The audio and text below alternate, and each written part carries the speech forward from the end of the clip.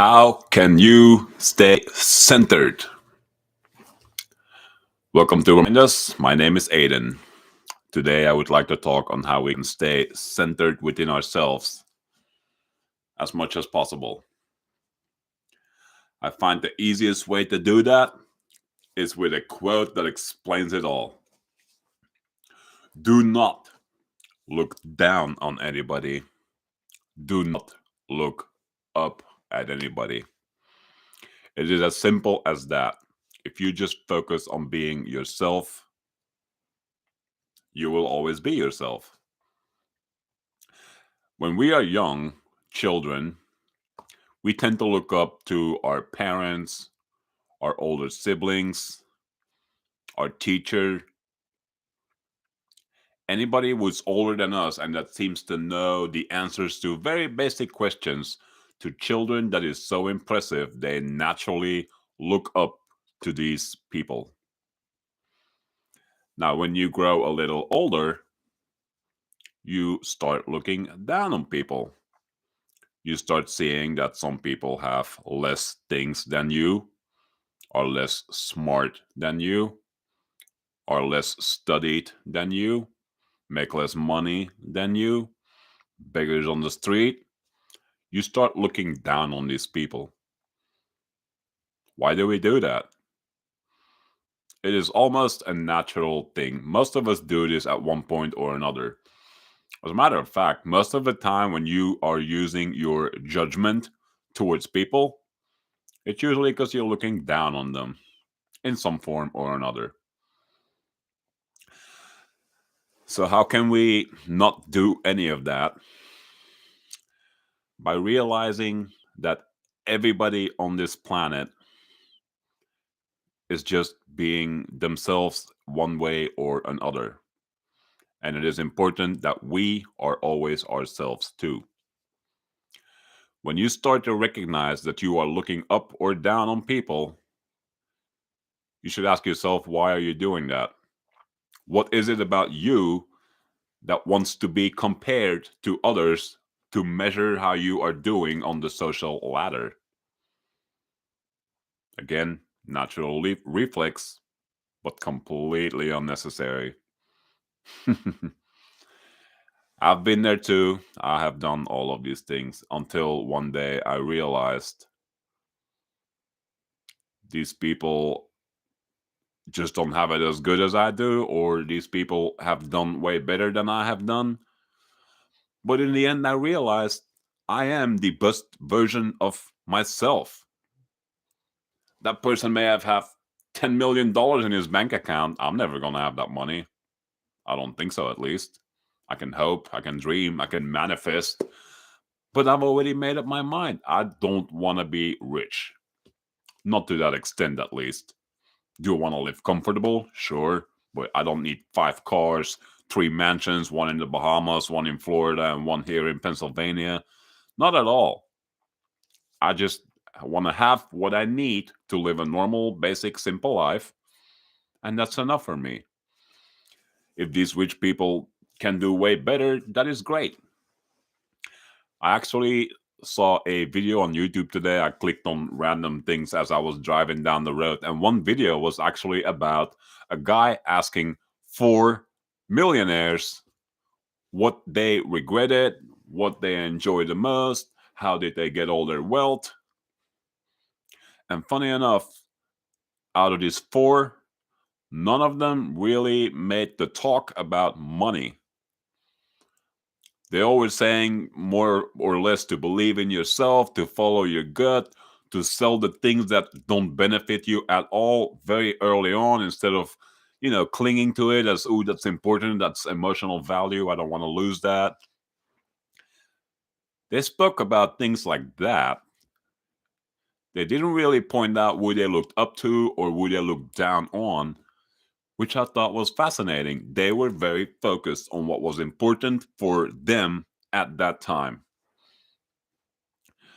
And they all said the same thing: family, family, family. Now, you guys don't know much about me yet. I was born in Belgium, and my whole family lives in Belgium. I live in Pennsylvania, in America, And other than close friends, I am essentially here alone when it comes to family, at least. I do have a young daughter that is 6 years old. She lives with her mom. We got divorced a few years ago.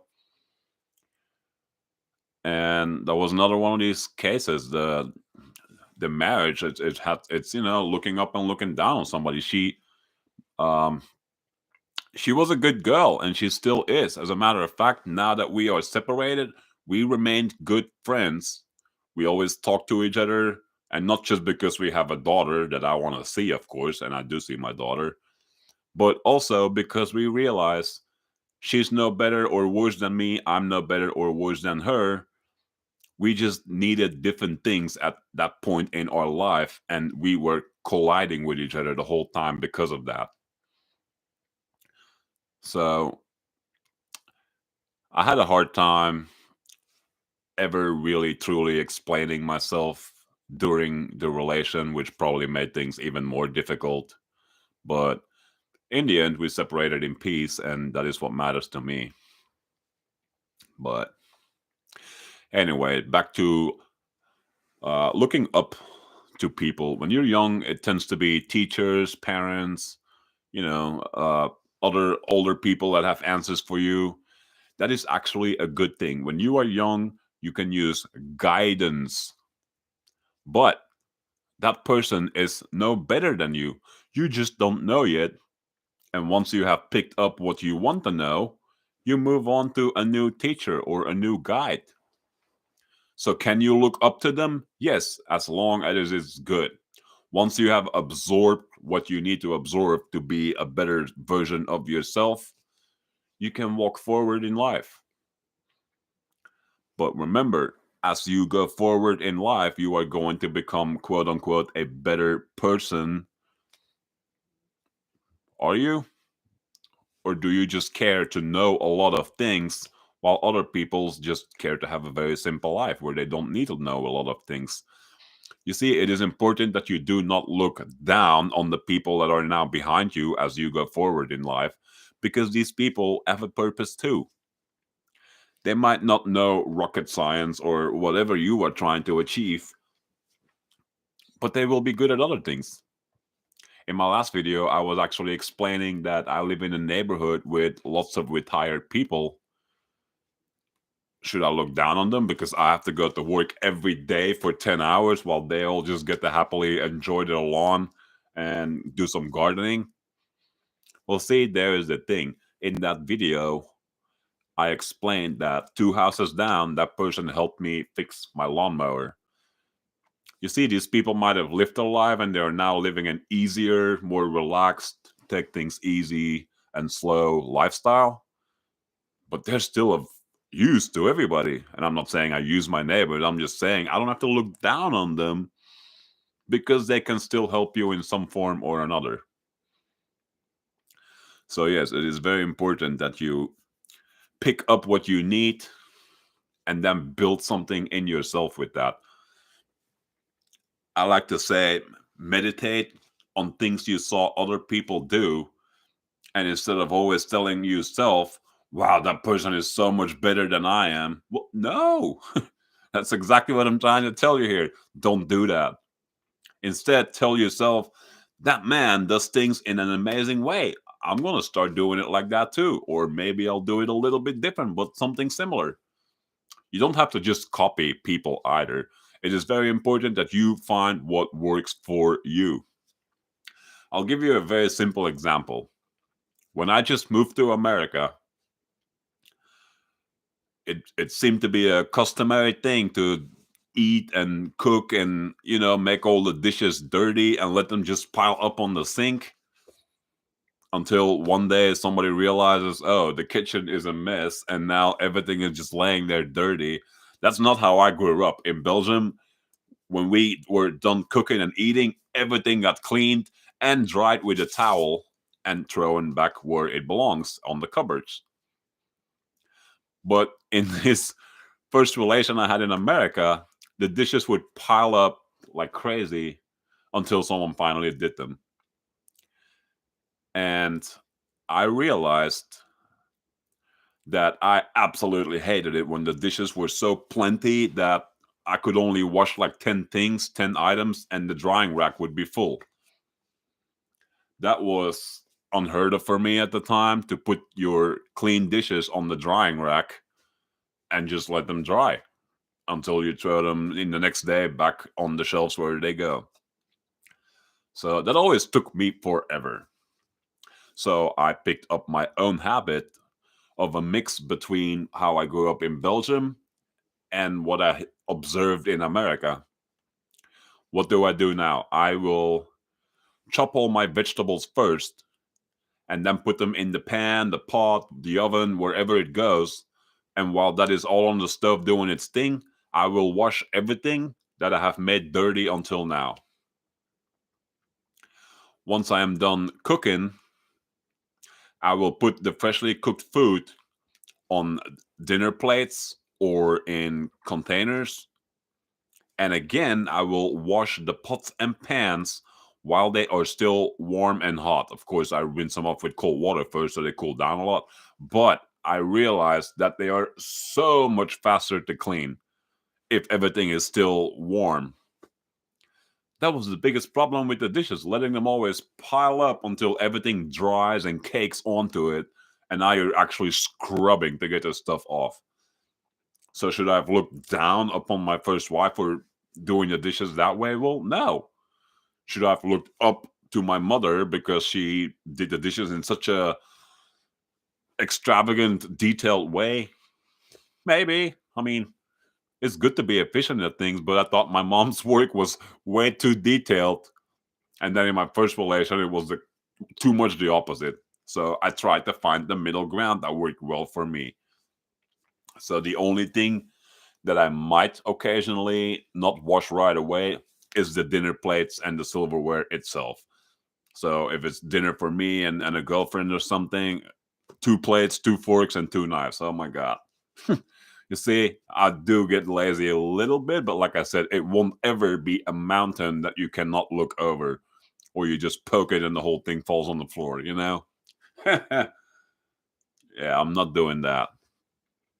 But that's what I'm trying to show you. You can look up to people, you can look down on people, but try to find what works for you, and not just sometimes, but most of the time, ideally, always.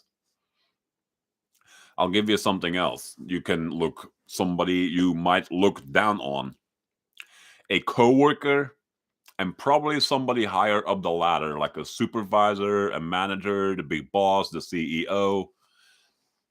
Why do we tend to look down on these people? Because most of the time when we have to go talk to them, something is wrong, like your performance is a little under or whatever. They want to sit with you and have a one-on-one discussion. I don't think they're going to ask, how are you doing at home with your family? No, it's more like, why was this work not done by the time it was supposed to be done? So you see, it's easy to start looking down on these people because all they do is complain, complain, complain, and it's about you. You see, I work at UPS, and for the longest time, I could not figure out how the managers, when they were part-time supervisors, were so nice that you could talk to them like a friend. But then when they go up the ladder into management, they go to a school for 2 months, and excuse my language, I would call this asshole school. Why? Because these people go in there being normal people you can relate and talk with, and they come out to someone that doesn't even want to see or talk to you anymore unless you are in trouble. Now, all of a sudden, boom, they know your name real quick. And I'm not immune to that. I have been called on the floor several times too, and that's fine. At the beginning, it would bother the crap out of me. Like, I would be nervous for losing my job or, something like my income. Those things are important until I realized I made that vision about them in my head because they are no longer relatable as a friend slash coworker. They are now a very strict and, you know a ruler in the air, wobble wobble, ready to smack your hands. it's hard to have a conversation with them anymore. And then I realized, there are bosses above them. And when the statistics on the job are going a little bit down, we, the drivers, we're there by the hundreds. I mean, our building alone here probably has 500 drivers easily. There is only 10, 20 supervisors, managers. I mean, they're in charge of a lot of people. And I actually never realized how much stress they are under to keep the accident statistics low, to make sure we pick up our trailers on time from the customers. That falls all on them. And if they don't do something, they lose their job too. So that's what I mean. I was looking down on them for a while. Like I didn't like them. I had some sort of judgment towards them. Like, why are they always on my butt over little things in my mind too? Like you roll through the stop sign at 1 mile an hour. Like, geez, that's essentially standing still. All of us do that most of the time. But, to them, that's a huge thing. They got to come do something about that. They got to call me on the floor and explain to me why that is bad behavior. And the one time that happened, in my memory, all I'm doing is rolling my eyes like, oh, why are we even here having this discussion? Like, there are people here wrecking our trucks, like rear-ending people because God knows what they're doing. I mean, don't want to talk bad about my coworkers, but you know what I mean? Like they come catch me for this little thing while some of us have done so much worse, which involved an ambulance, a police car, a tow truck, you name it. We've seen it all at UPS. If it happens on the road on wheels, we've seen it. Even if we're not the cause of it, we're on the highway all day long. We see accidents like you wouldn't believe. I keep telling myself I want to get a dash cam because some of the stuff I see daily is just really worthy of let me just save these 20 seconds right here. And I think by the end of the year, I can probably make a 10-hour video with all the weird things people do around their big rigs. Anyway, back to my point. Yes, I am trying very hard not to look down on my coworkers, especially the management and supervisor team. I understand now they have their own job. And although I might not hear their bosses complain to them, I know it is their job now. I understand that at least. To make sure that they say something to us to do better, to try harder. So, yes, I don't even look down on my coworkers anymore, which is something I used to struggle with quite a bit. Of course, I'm looking at this as a perspective from a driver point of view, but whatever job you have in any office where you have many people together, there's always going to be something that needs complained about. So I'm not going to say tell yourself lies on why you shouldn't look down to them. No, just realize that we are all trying to make a living. And if their living is made by making sure the people below them are up to par, they might have to complain to you. That's not pleasant to anybody. I get that. And nobody wants to feel like they're about to lose their jobs. But just think of it from their point of view for 1 second. They don't want to lose their job either. And if it's their job to complain to you about your performance, just listen to it for a bit. Hey, worst case scenario, in here, out there. Unless it's something serious, of course, then you might want to reconsider in here and out there and actually observe what you have been doing. Can it be done better? Or is your boss pointing out something that you could actually improve on? Yeah, consider all these little details. If you are watching the video, you can see I'm actually still wearing my UPS shirt. My hours have changed as of today. I am done much earlier now, so I'm kind of surprised I didn't just jump into my home clothes, but I really wanted to make a video. Something I do often is while I'm driving down the road, I'm kind of rehearsing all the things that I want to say on a video later at night. And then when I get here, it's all a big jumble in my head. Like I have subject for tomorrow and subject from the last video still in my head. So sometimes it's a struggle, but I really wanted to make this video about how to stay centered because that's important. Another thing that we could maybe talk about a little bit is, do you become a different person depending on the people you have around you? For example, you go to the bar with friends. Are you the loudest in the group? Are you making the biggest jokes, like sexual jokes or silly jokes or dumb jokes, even? Or are you just a calm person listening to everybody and occasionally throwing a friendly comment out there too? And then you go to work, you're this quiet, timid person. I don't want to get in trouble. I'll just quickly do my job so I can go home. Like, you see what I mean? Like, people jump in a different character depending on what scenario they are in. Now, I'm not saying you should always be completely yourself. There are situations where you can come a little bit outside of your skin. I'll give you a silly example. I have my 6 year old daughter. When she sees me, she absolutely wants to play with me. It has absolutely no point for me to sit with my daughter and talk about conspiracy theories or something to my daughter. I mean, she might like that. I've actually never tried, but she is interested in playing. So, of course, I'm going to pick up the Legos with her, the crayons, and the chalk, or do some math with her. She's actually starting to do math now. But you see what I mean? It's not out of my bounds to actually spend some time with my daughter doing things my daughter wants to do. I only get to see her so often, so it makes no sense for me to push on my daughter what I think is important for her.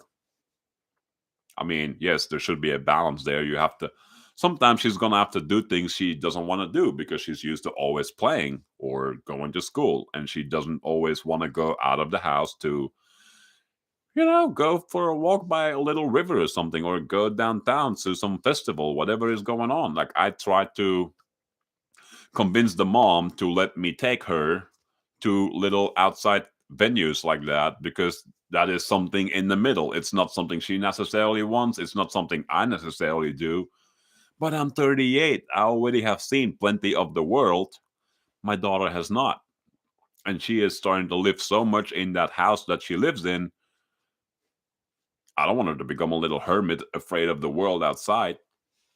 So, yes, that is also important that although you find yourself, there are some areas where you might be a little lenient to become a little bit outside of your norms. So, yes, I think that was most of what I wanted to say. I think the other thing, the people that we easily tend to look up to are, movie stars and, people with millions of followers, rock stars, music stars. It is the same concept there. Like, are you any worse than these people or less than these people because they have so many followers? It's easy to become jealous of someone that has millions of followers. But remind yourself, these people have zero privacy. That is just the price that you pay to be such a iconic person, I suppose. Again, that is not something I necessarily would want. I don't want to live like a secluded person, but then again, that is where I feel like myself most of the time. I have very little interest in being in public because the things I want to talk about, I don't see them on the news, I don't see them in movies, I don't see them even in public. So I find it difficult to go out in public, especially bars. I haven't gone to a bar in years. And if I do go, it's not for the alcohol, it is for whatever game that they might have. I really love a good game of pool with some soda to drink and some French fries to snack on or whatever, or a veggie tray if they even have that. But even in social settings like that, I am still a quiet, normal person, but friendly to everybody around me. That is kind of how I stay centered for myself all the time. I try to be quiet, but observant and listening. And if I feel that something that I might say is of benefit to the person that's going to hear it, I will speak. But just throwing loose compliments out there just for the sake of saying something, I don't do these things at all. I'm not saying compliments are bad. It just It's never been in my nature to compliment people. Then again, it's not in my nature to complain to them either. If something is very, very out of whack and it is starting to disturb me and other people around me, yes, I might do a friendly, what's the word? You know, go have a friendly talk like, hey, look, this is what I'm seeing, this is what I'm feeling. Can we just be a little more, with the group? And if that's not an option, then, you're going to have to talk a little bit more strict. Try to make them understand why what they're doing is not going to work in the setting you are in. But try not to bend every situation to what you want necessarily. Just remember, everybody is trying to be themselves. Trying. Some of us are really annoying when we're ourselves. Some of us are really pleasant when we're ourselves. Just remember, most people, when they have a bad day, they carry that bad cloud around them wherever they go. Some of us had a really good day and they carry that good vibe wherever they go.